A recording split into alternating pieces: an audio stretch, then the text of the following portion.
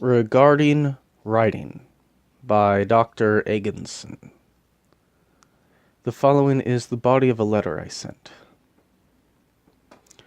I pray a lot when I'm writing. I do this because more and more I believe what Socrates said, that, I think he used the term poets, but I'll say artists. Artists are something of a medium. Ideas, great ideas, come from some other source in the physical world. They are inspiration, and so I am praying for new ideas constantly. That said, when I have an idea, I cannot immediately write it down.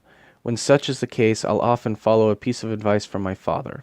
He told me, if it is worth writing, it is worth writing poorly. So, I have an inarticulate idea I cannot write, I force myself to write, and it's terrible. I read what I wrote, write it again, and it's a little better. Eventually, I try to reach the point where writing becomes something like dreaming. Through all of this, I am still praying. While I am not actually writing, there are still things I do to improve my ability to write.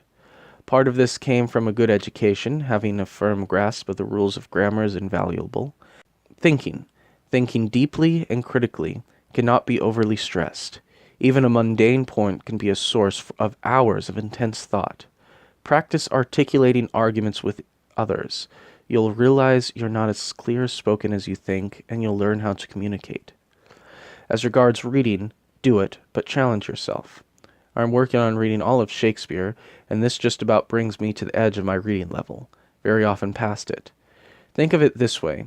Your writing level will never surpass your reading level, and so you should try to raise your reading level to give your writing level room to grow. I also suggest familiarizing yourself with the book of Genesis. It is one of the deepest books in the Bible. Don't just read it, learn about it. I think Jordan Peterson can help you here with his YouTube lectures. This is important to writing as a source of inspiration, but also as a foundation of thought. In general, be a student of the Bible. Be able to make allusions to the Bible, mythology, history, and literature. If you understand what you are doing, you can condense information by citing any of these.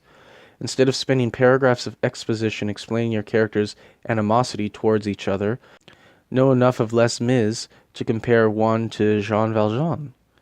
In the same vein, you can set a tone by an allusion, foreshadow future events, or simply enrich your writing. Don't become intimidated by the abundance of sources here. No one knows everything. Find the stories that interest you, and if it seems natural, make a quick reference to them to give your writing a touch more complexity. Allusions are a ticket into another world. Your writing becomes part of a tradition, spreading back further than any of us know. Be careful not to overdo this. Everyone will say, show don't tell, but they often only tell you to show, never showing you how. On a basic level, if you have a character and you want to say he is happy, don't say, Edward is happy. Say, Edward smiled to himself, or go a step deeper. The corners of Edward's lips, though he fought to keep them in line, curled upward a moment. Transform information into action, or inaction, whenever possible. A trick an English teacher passed on to me, I didn't like it at first, was that immediacy can be expressed by inserting the ing suffix whenever possible. This can be overdone at times, but it holds true. Basically, if you can have a word ending in ing, your writing will probably be more interesting. I've been experimenting with writing in present tense to achieve the same end, but the drawback is that it's harder to form complex sentences in present tense. If you can at all, have someone read what you wrote out loud. I find this can be very helpful in seeing how others perceive your work. This final bit of advice I'll give you. I didn't want to be a writer, but, like Jeremiah, it was a fire in my bones. There's something driving me to write, keeping me from sleep or comfort until I scribble down a passing thought. Yesterday was the last class before a final, and the teacher was reviewing the major thing I needed help on. As he talked, I realized how to kill off a telekinetic in one of my stories. The problem was I had given the character godlike powers and needed the protagonist to kill him. I realized the telekinetic would have to die by hubris. He'll try to force the cosmos, being misled by the protagonist, into giving the same heavenly gift that empowered him and others. By the time I had written all my thoughts down, the teacher had moved on to the next subject.